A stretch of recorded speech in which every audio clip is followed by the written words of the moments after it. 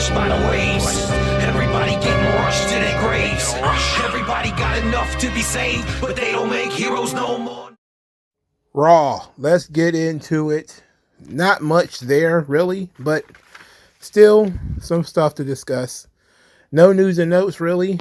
Not much to talk about, but we will find some things to talk about, of course, because there's always things to talk about. Monday Night Raw, August the 12th, 2024. A very long segment featuring Rhea Ripley, Dominic Mysterio, Liv Morgan, etc. We're going to truncate this thing to get into it as quickly as possible. Rhea Ripley said she was feeling a lot of emotions, but now she's just pissed off and said that Dom stubbed her in the back, but it wasn't deep enough, which is something he's heard before. She's sure of it, which, man, that's offensive. Don't talk about his penis. Anyway, she says that Liv Morgan can't run from her forever. Liv taunted her from the crowd, says that she took everything from Rhea Ripley, and then let Dominic talk. Dominic, of course, was booed out of the building to the point of being inaudible, which is, he's back. You thought Dominic was slipping? No, he's back. He's more hated than ever before. He rightly mentioned that Rhea Ripley was emasculating him, pushing him around, making him call her Mami. But Liv Morgan lets him be him. He gets chicken tendies whenever he wants. He gets to play video games whenever he wants. And she calls him Daddy. And but most importantly, she actually helped him beat his daddy. And I was like, I forgot all about that. That did occur. So Rhea Ripley actually had a pretty good response to this by saying she wanted Dominic to beat Ray on his own just to prove that he was better, but she's very proud of him. As you know, watching him grow over the last couple of years has been one of her great accomplishments. So she says, but all Liv Morgan has taken away from her were her weak links, and but she's still standing. And most importantly, they haven't been paying attention. And here comes Damian Priest, who just appears behind them as they're standing at the top of, basically they're in the crowd. They get to brawling. Priest is beating the hell out of Dominic. Liv Morgan is on Priest's back. Rhea Ripley runs up the staircase to get to Liv Morgan. Liv Morgan flees. Priest beats Dominic all the way down the stairs. They get in the ring. He gets jumped by Balor and Carlito and all these guys. And then they slowly but surely start fighting them off. Then it's announced that Carlito has a match with Damian Priest too. Then they have the match. Carlito is just chilling. I mean, he's not putting his foot on the gas at all. He has been in cruise control for weeks. Months, actually. Since his return, now that I think about it. Carlito has just been on full chill mode. He's not putting in no extra effort. He loses to Damian Priest, of course. And then JD McDonough, Finn Balor, and Dominic jump Damian Priest from behind. Rhea Ripley then kicks Carlito in the balls as she comes to make the save. Finn Balor is stuck between Rhea Ripley and Priest, only for JD McDonough to make the save and take the beating on his behalf. And Balor is the only member of Judgment Day that didn't take a bump throughout this entire segment. And Dominic was about to get a riptide, and then Liv Morgan pulled him away. So this is working out pretty damn good. Later in the night, it is announced that at Bash at Berlin, it's not going to be a women's championship match. Instead, it's going to be a mixed tag match. Damian Priest and Rhea Ripley, the Terror Twins, versus Dominic Mysterio and Liv Morgan. I actually like this booking. I like this idea. It is typically, it separates the match between Rhea and Liv. They just had a match, so you don't want them to have another one, you know, especially since you don't want Liv to lose the belt yet. So this kind of works as a stopgap match. You have Rhea and Dominic in the same match, but of course Rhea is going to be able to beat up Dominic, but it likely won't be the other way around. So it satisfies you want to see Rhea Ripley and Damian Priest get their hands on these people. The only issue here is Damian Priest, his main antagonist is Finn Balor, who he can't get his hands on. So this works out in every other way, though. So this is perfect. I don't have no problem at all with the mixed tag idea. I actually like it. Dominic Mysterio, I gotta tell you, he is really good at cutting. He's good.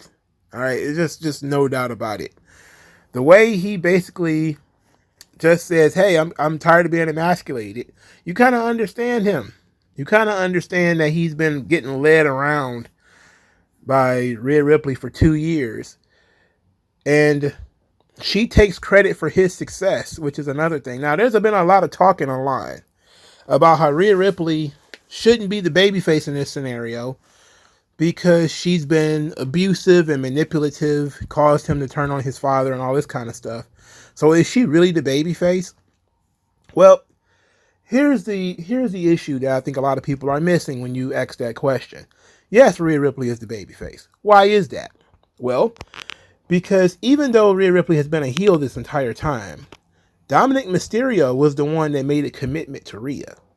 It was him that started calling her Mami. It was him following her around. It was him telling everybody that he chose Rhea over Liv. So even though they were both heels at the time, there is still this belief that there is honor among thieves. That you can't call somebody, well, you knew he was a scumbag. It's like, well, there's still something dishonorable about somebody that you trusted and that you believed in stabbing you in the back, even though you might not have been the best person to them. You know, it's like a wife cheating on her abusive husband. It's like there's some ugly situations there, but that doesn't mean that you did something that was good. It doesn't mean that Dominic was the good guy all along and he liberated himself. It just means that Dominic was in a terrible situation that he got himself out of in a way that hurt somebody else. And it didn't come across as Dominic was reclaiming his manhood. He just ended up being an even bigger weasel because he couldn't be a man and tell Rhea Ripley to stop doing the stuff that he was doing. He couldn't be a man and stand up for himself. Instead, he slipped away under the cover of darkness like a coward. And that's something that you can't really appreciate. Rhea Ripley has always been upfront about who she is and what she was doing and what her plans were. While Dominic is a schemer and a liar, because he lied to us, he lied to Liv, he lied to Rhea, he lied to everybody. And that's what makes him the heel in this scenario. And he's all about chicken tenders and video games, which is, it's just, that's my favorite part of this whole gimmick. But I definitely understand how people can say, well, Rhea's the bad guy the whole time. Same thing with Damian Priest, where it's like, oh yeah, Damian Priest, the whole concept of Judgment Day was there's supposed to be no leaders. And then both Rhea and Damian Priest decided they were going to be the leaders of the group because they were the champions. They were going to boss everybody around. It's sensible. You can actually understand why they got kicked out. But you still cannot look at somebody and say, you need to stand up for yourself, not stab people in the back. If you feel like you're being mistreated, you stand up for yourself, especially if that person is supposed to be your friend. In this situation, these people chose to scheme behind the backs of their friends, stab their friends in the back, and continue the commitment as if they were really friends. Where a more stand-up person would end the relationship once, things became to a level of disrespect. So that's why they're the baby faces, because at least they were being who they were. They weren't scheming against anybody. Yeah, they were being pushy and they were kind of being, bossy, but they were looking at it, hey, we're the champions. We have some level of seniority, in this hierarchy, And everybody else kind of went along with it instead of standing up to them immediately. They schemed behind their backs, and that's not something that you should be able to appreciate. All right, let's move on. Speaking of stabbing people in the back, Ivy Nile, she went to Maxine Dupree, asked her to not go out with Tozawa and Otis tonight. Maxine Dupree said that these two guys are her family, and she's going to go out with them. And that turned out to be not so smart, because Ivy Nile attacked her in the middle of this Texas tornado match with Tozawa and Otis versus the Creed brothers. Ivy Nile banged Maxine Dupree's head off the announce desk, put her in a dragon sleeper. That distracted them long enough for the Creed brothers to get the win. And it was a fun match, but it went longer than it should have, I think. And Tozawa, my God, they trying to make Tozawa an MVP or something like this. He got real excited. The crowd actually got real excited for him. He tripped himself up in the ropes, and I was like, you know what? Good. Because if it was anybody else except for one of these Dragon Gate washouts like Tozawa, people would talk about how terrible he is. But because it was him, they're gonna act like it didn't happen. In any event, it was a fun match. I really enjoyed the Creed brothers. This A-Team ass theme song they got from like the 1980s. I don't understand why this song exists, but they do. Ivy Nile, they finally doing something with her. I like Ivy Nile. I thought she's been underutilized. Very talented. I mean, just look at her. She's small and but she's shredded. Like, her and Lacey Evans would have been a great tag team, because Ivy Nile has a military-like look to her, especially in her arms and shoulders and everything. Very G.I. Jane-ish, but she also looks like a short little beast, like it could work out fine if they utilize her properly. Ivy Nile could easily be a women's world champion. I've seen her wrestle matches against like Meiko Satomura and in matches at NXT. She's actually pretty good. Her being a part of the group she was already a part of is like big deal. She was already a part of this group, and nothing ever told us before that she wasn't a member of this group. So her turn was just kind of academic. It was like, well, they kind of have to. So it is what it is. Anyway, next, Kofi Kingston is very excited hanging out with Odyssey Jones. Xavier Woods was not expecting those two to be hanging out. And Kofi invited Xavier Woods to go ringside for Odyssey Jones' debut match against some jabroni named Vincent Winey, which is a hell of a name for a guy who's in the wrestling business to be named Winey. Apparently, this fellow is Cora Jay's new boyfriend.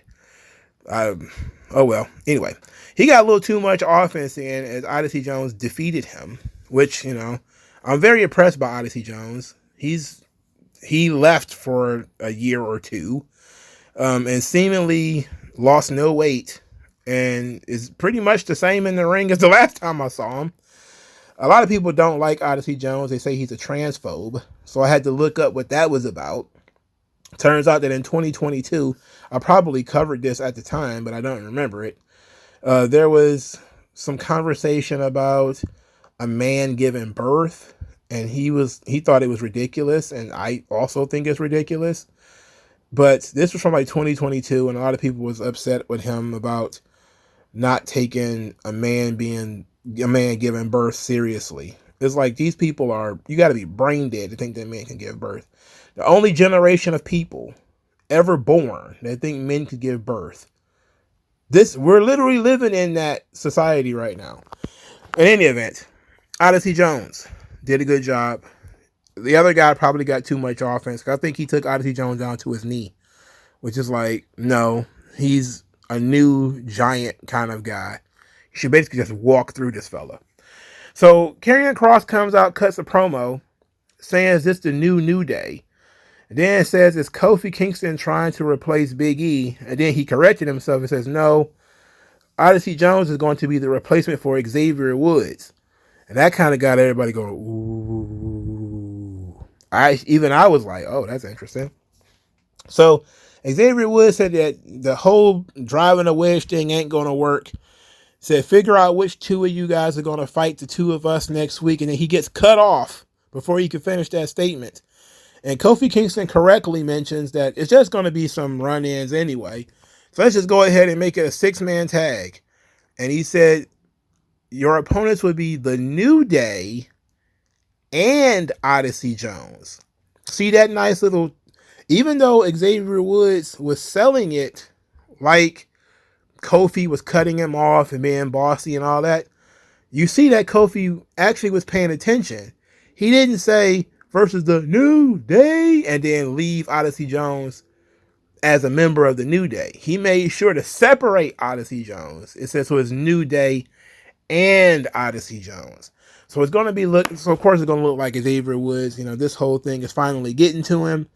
He's getting a little tight-assed about this whole thing because Kofi's just trying to be a good mentor and all this kind of stuff, right? So this is fine. I didn't dislike this, and finally Karrion Kross was getting a response. His theme song still doesn't get a response, but he was getting booed during his promo, which is a positive. It's a positive. I'm going to take all the wins I can get when it comes to being a Karrion Kross fan. I just hope he grows his beard back sometime soon.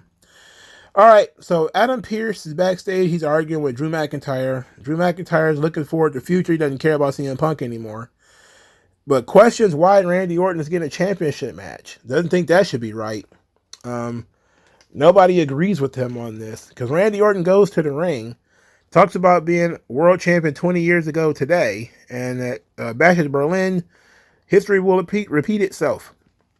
Gunther interrupted him, said that Randy Orton should be the greatest of all time with all the physical gifts and natural skill that he has, but he's wasted it all. And said that in this new era, there is no room for those who waste their potential. Randy Orton talked about all the gifts that he has, and he said he did it his way, the American way. He thinks he's done pretty good for himself. Gunther says that Randy Orton is predictable, and predicted that he's going to beat Randy, and predicts that Randy will never be the World Heavyweight Champion again. Then he says that he can make these predictions because Randy Orton always screws up in the big moments. Says that Randy Orton's grandfather is a screw-up, his father is a screw-up, and Randy's the biggest screw-up of them all.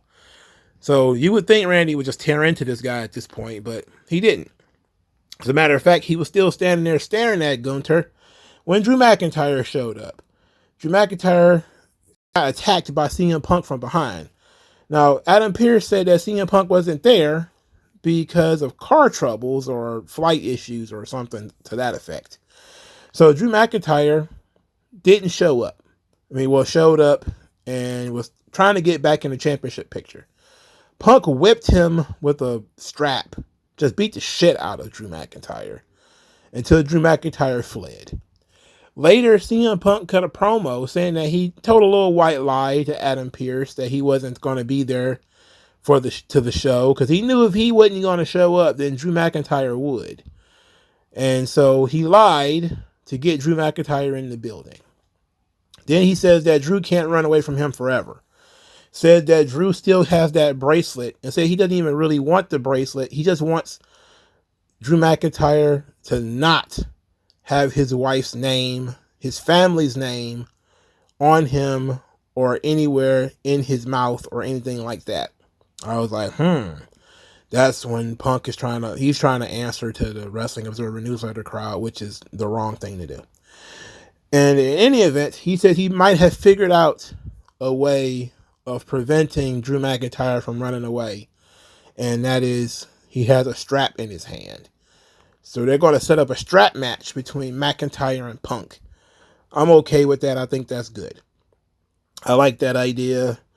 I don't like that they're trying to move away from the bracelet and trying to move towards what the bracelet means. I think that's trying to be a little meta.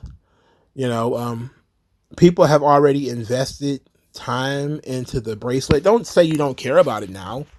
What do you mean you don't care about it now?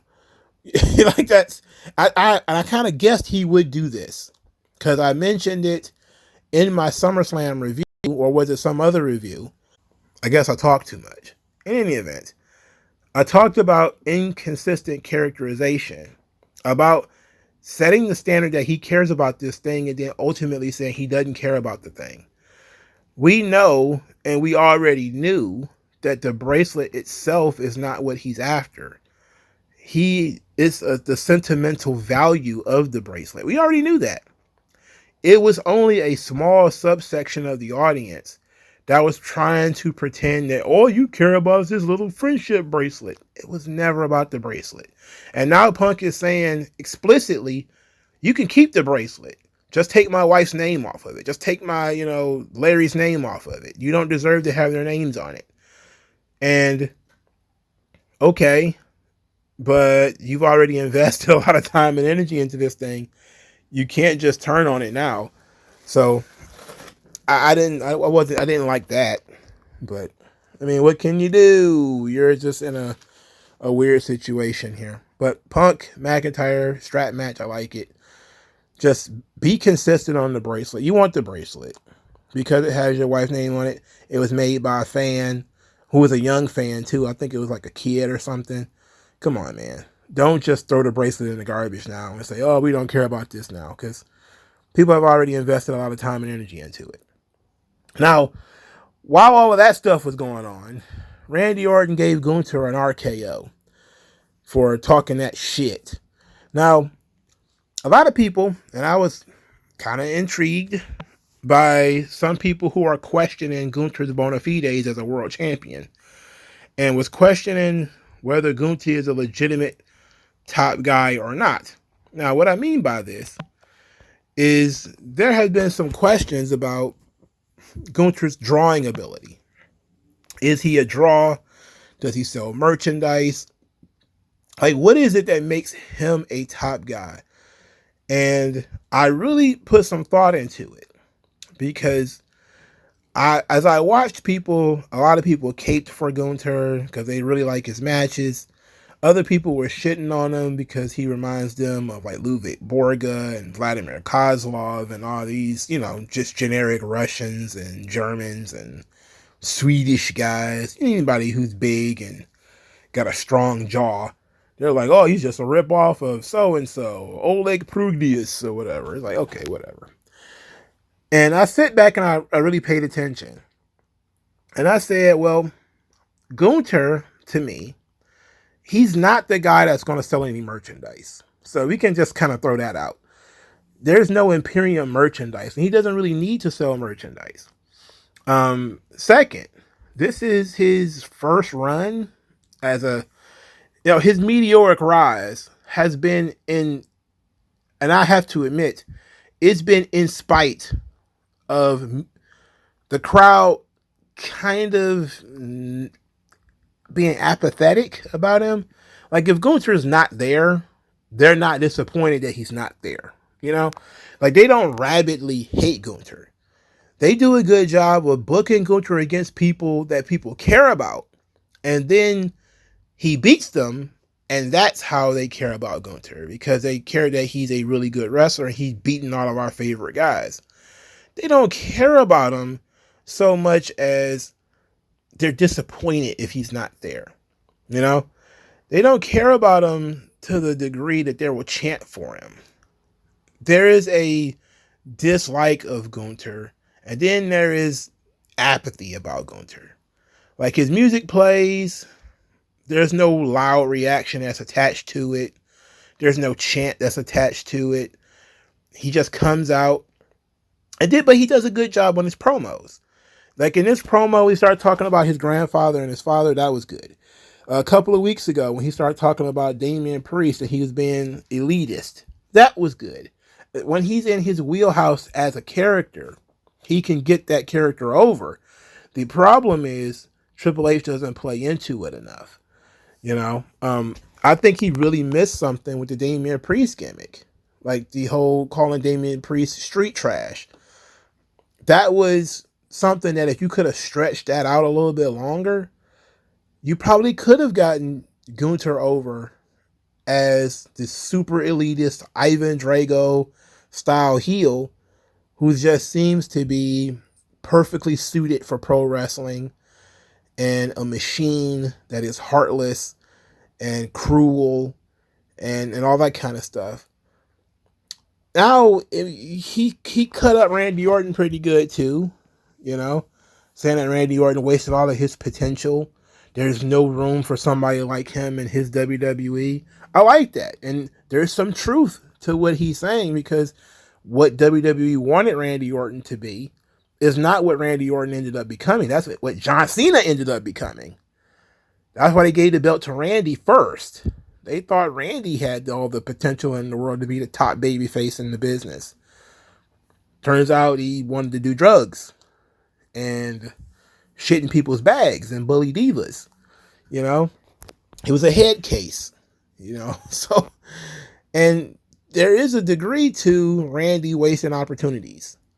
So there's some truth there. And you have to, of course, know the Randy Orton story to know that that works. So it's not that Gunther's a bad promo. He's not. He's a great wrestler. He's a good promo. But the people aren't attached to him. They're not barnacles for Gunther yet. And his rise has been in spite of that. That Triple H has decided that Gunther is the man and he's going to push him. In spite of the crowd just kind of generally looking at him like, okay, he's a good wrestler. If you give him enough time, his matches will get over. But nobody's asking for Gunther to go 30 minutes. Nobody's asking for him to go 45 minutes. You know, nobody's asking for him to do that. They're just doing it, and then people are responding to it. So when I saw that question go up about whether Gunther is any good or not, or like what is it about him that people even care about, I immediately said people are starting to ask the question, because now he's the world champion. When he's the Intercontinental champion, he's still on the rise. I mean, whatever. But they have given him pretty much everything in 1 year. It's a diesel run. Like, that's literally what they did with Kevin Nash. They gave him pretty much all the accolades within 1 year. So for Gunther, he got pretty much all the accolades in 1 year, except for a tag team title. He's been a Continental champion for over a year, won King of the Ring, and won the world title, all in 1 year. He did three. He had 3 of those achievements this year alone. And you ask the question, like, they're super pushing this guy. You would think that he would be super over. He's not. You would think that he would be a draw, and he's not. You know, like, that's not what kind of champion he's going to be. And I don't think that's what they're expecting of him. I think they want to put him and build him as sort of the final boss kind of character. And he's going to sit at the end of the road, and people are going to have to challenge and break themselves against him. Sort of like an apocalypse type of character, which is fine. But that's not really going to get him over. He's not going to be your uber charismatic babyface. He's almost always going to be a heel. But he's going to be a heel that they respect more than that they hate. They could be like, God damn it, he's too good. You know, I hate him because he's too good. But then, you know, maybe 4 or 5 years, he's going to be a babyface. And it's going to be like William Regal, kind of. Where, you know, you couldn't get Regal over as a heel if you wanted to, because so many people respected him. I see that for Gunther if he sticks around 5 or 10 years. That if they keep up what he's doing, he will eventually get over. And he's going to eventually become, you know, one of those guys that goes out there, has great matches. Everybody likes his matches. And people still won't hate him, and they still won't love him and adore him, but they'll still look at him and have a tip of the hat for the old Gunther man. Much like they have for like Finlay and William. It's a lot of European guys they have that kind of attitude for. They're not going to be like a rabid fan base for Gunther or anything like that, because I don't think he has that kind of character. But I kind of went off on that longer than I should have. Sheamus and Pete Dunne. Pete Dunne once again complained that he doesn't want to hear the name Butch. That Sheamus was holding him down. He wasn't under Sheamus's wing. If Sheamus was trying to help the young guys, then where the hell is Ridge? Really, Ridge is in NXT. He should have been paying attention. Sheamus says that he tried to help these guys, but he spent 6 months in traction. The old back wasn't working. And then said that Pete Dunne is trying to stay relevant off him. Pete Dunne then attacked Sheamus from behind while Sheamus was getting talked to by Ludwig Kaiser, who basically said that their feud is not over.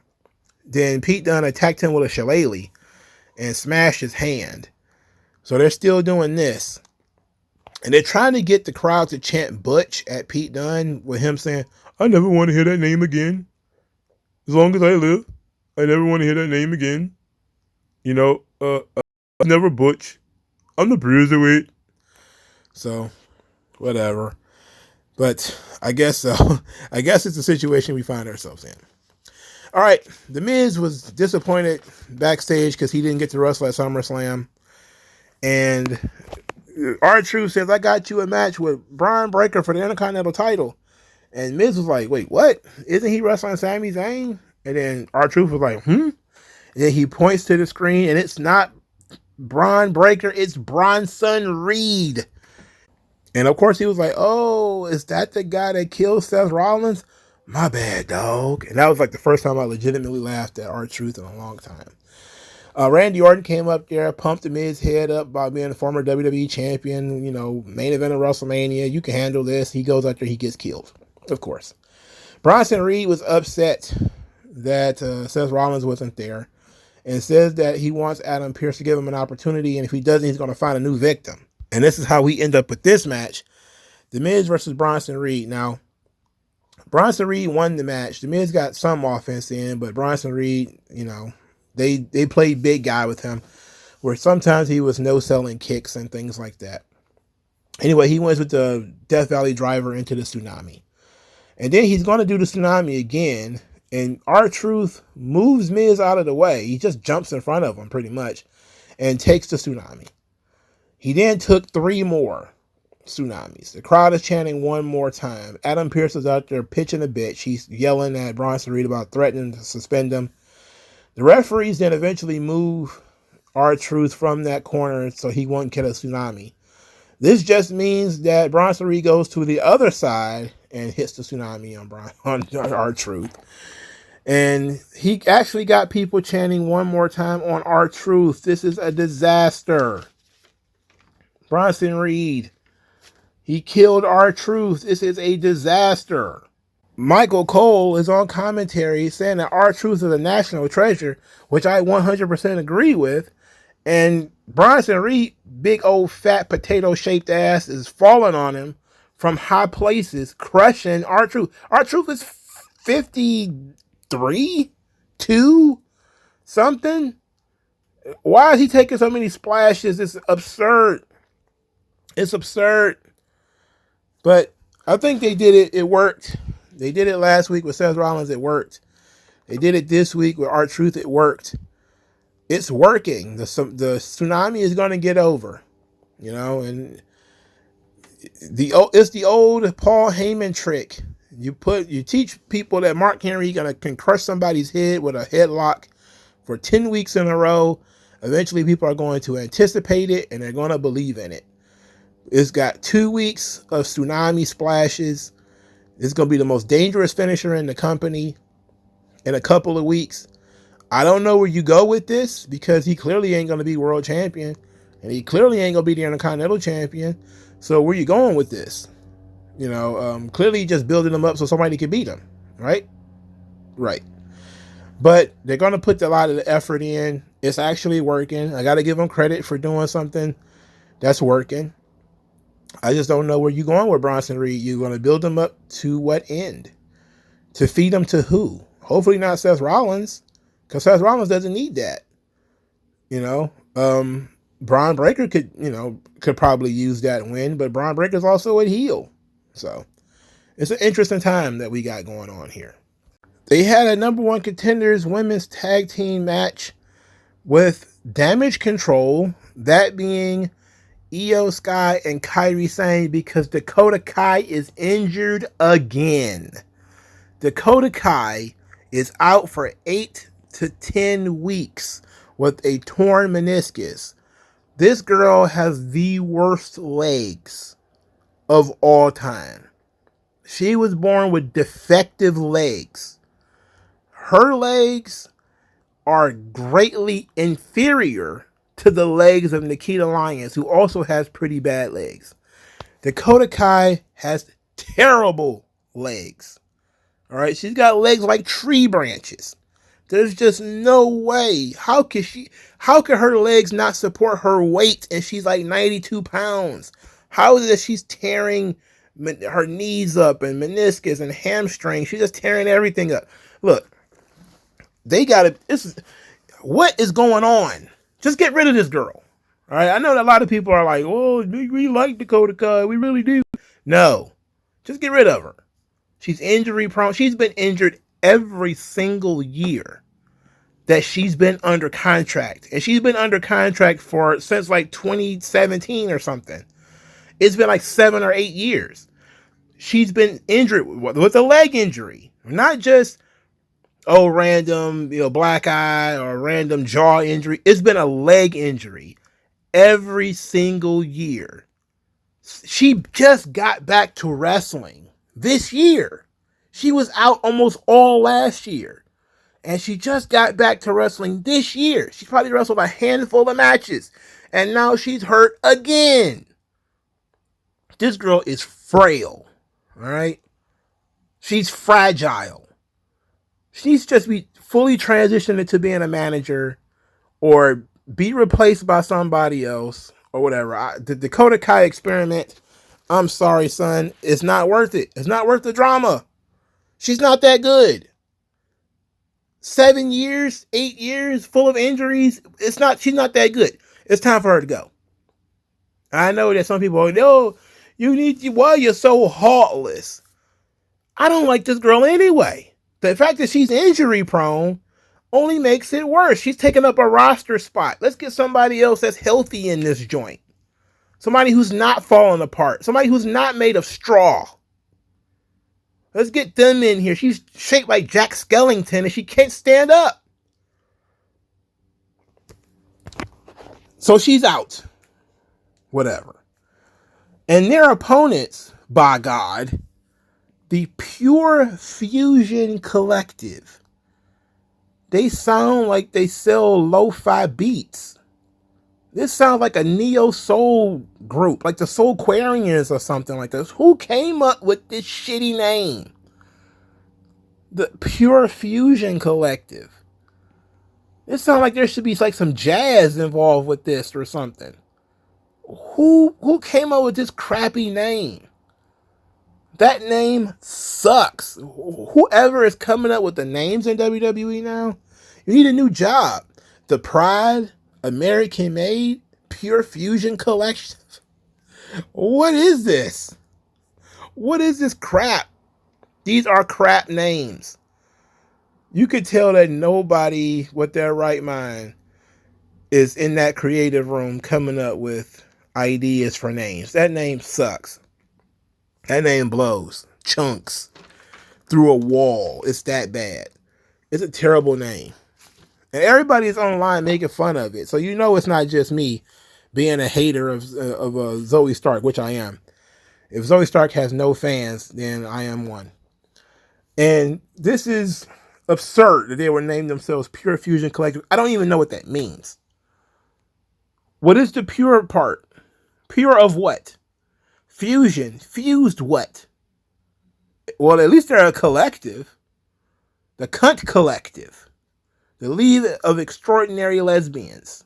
I will continue to call them that, even though I'm starting to question whether Zoe Stark is gay.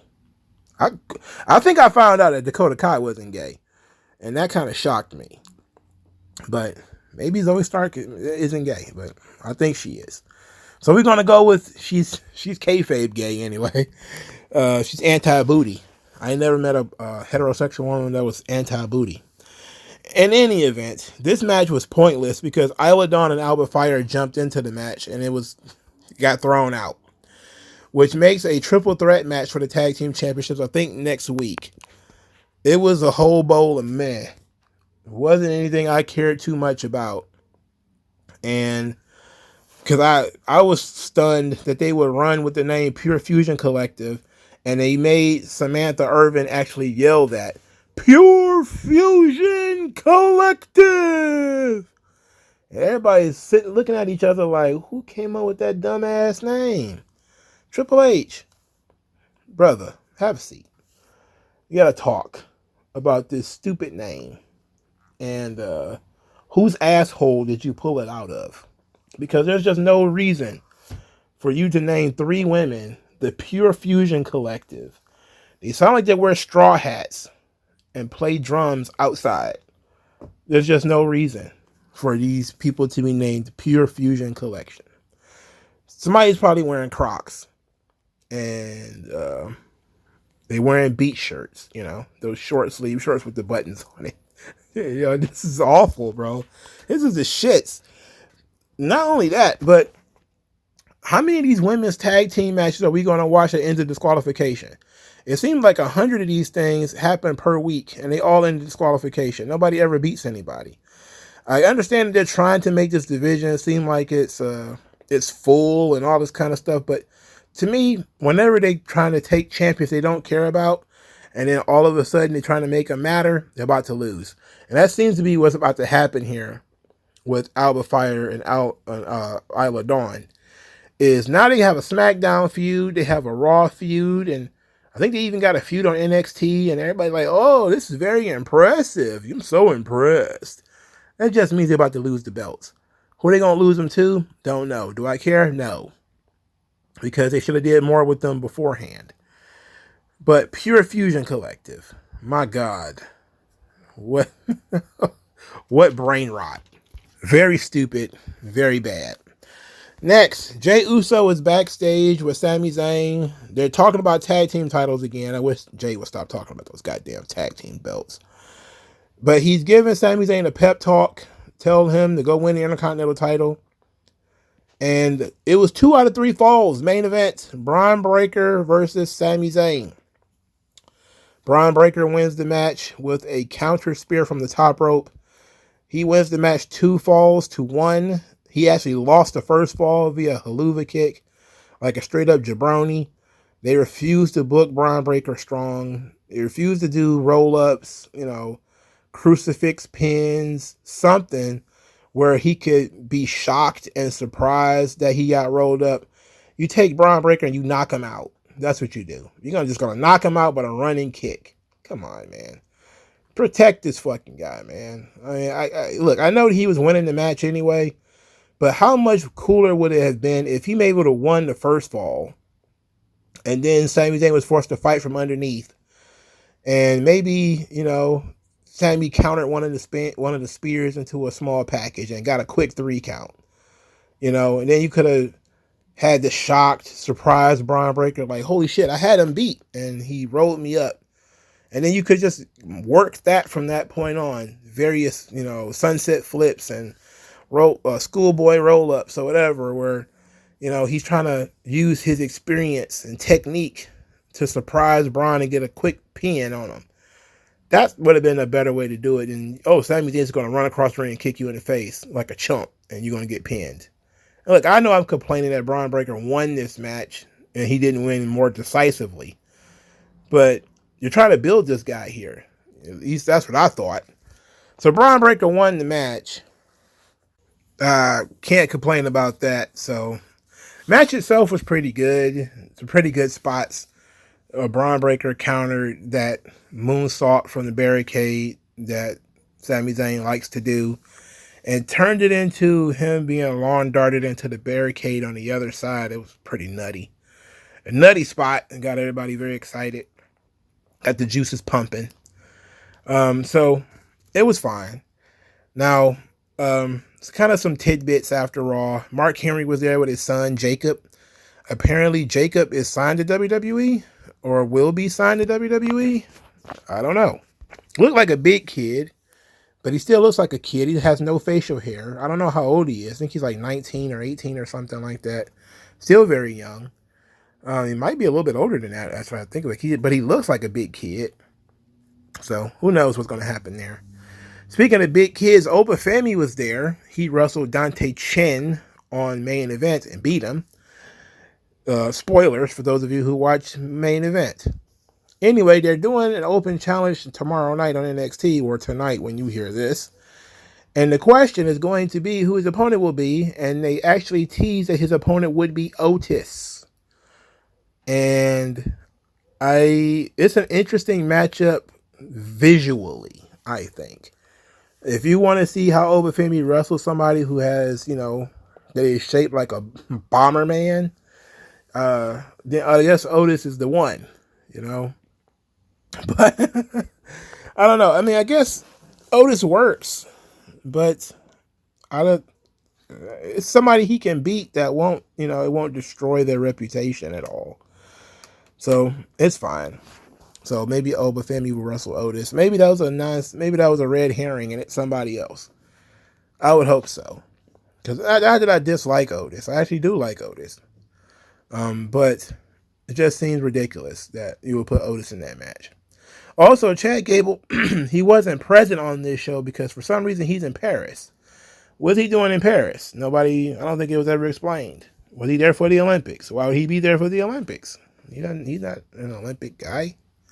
Not anymore. They also did a segment for Bo Dallas when he was talking to Static again about how, my life for you, my life for you. I was like, what does this mean? Are we still being vague? I don't like vague. Tell me what's going on. But this is what I was concerned with. Now that the Wyatt 6 thing has happened, what next? What's the next step? There doesn't seem to be a next step as far as I can see. They had no plan. They had him beat up Chad Gable, and then Chad Gable went on vacation, I guess. So now he's got to go back talking to the VCR. All right. I never talked to a VCR when I was a kid, man. I did a lot of weird stuff. I ain't never done that. So, Bo Dallas talking to a VCR. Look, man, they got to get that thing back on track. They got to get it back on track. Okay, so Monday Night Raw was okay. It's a step down from the previous week. Obviously, you're not going to be able to do as much on the show as you did the previous week. You got to start watering the seeds that you planted and trying to see what grows out of it. The Judgment Day stuff is dominating the show, and it's actually very good. I'm quite impressed with how good the Judgment Day stuff is. Liv and Dominic are working excellently together. Balor, as the scheming, he's coming across like he's the leader now. I know that their whole thing is there are no leaders, but Finn Balor comes across like the mastermind now. Even though he doesn't have the most heat, I think that clearly is Dominic and Liv. But he comes across like the mastermind now. Backstabbing Balor is a boat. Be careful, Priest. Damian Priest is more over now than he's ever been before, which is great. Rhea Ripley is tremendous as usual. That middle of the card though needs to be worked on. The tag team championships, I don't even remember who the tag team champions are. I don't know who the women's tag team champions. They just showed up on this show for the first time in a long time. Who are the tag team champions on Monday Night Raw? I want to think about it without looking it up. Oh, it's the Judgment Day. It's Balor and McDonough. Okay. See how they did this thing where Balor is now more important as a singles act? And now there's no reason for them to ever wrestle tag team matches. So it's what? Damian Priest going to get a tag team partner? Who could that be? There can't be nobody on the roster. You have to call somebody up from NXT, huh? Or something like that. Because it's not going to be like Jey Uso and Damian Priest as tag team champions. That would suck ass. Or wrestle for the tag team titles. That would suck ass. Like, they haven't shown that Damian Priest is friendly with anybody else on the roster that, outside of R-Truth, that this thing could even work with in terms of him wrestling Balor for those titles. But it seemed like the feud is just Balor and Priest. It had nothing to do with tag teams. But it kind of has to because JD McDonough is also involved. But, Braun Breaker is not in a feud. You don't have any top contenders for him. So it's soft in the middle, but the show is still mostly enjoyable. Still nothing about it that I could openly complain too much about. So it turned out okay. Let me know what you guys think. And I'll talk to you guys later, man. Peace out. No one does it better.